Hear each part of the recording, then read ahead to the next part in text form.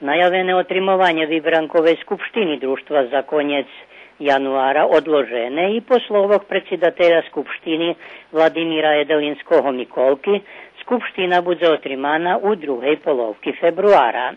Pričina tomu, jak potolkoval predsjedatelj društva Zlatko Maňkov, to nije zakončeni roboti kolodze po jedných výmenkov u statutu, kolo roboti same skupštini.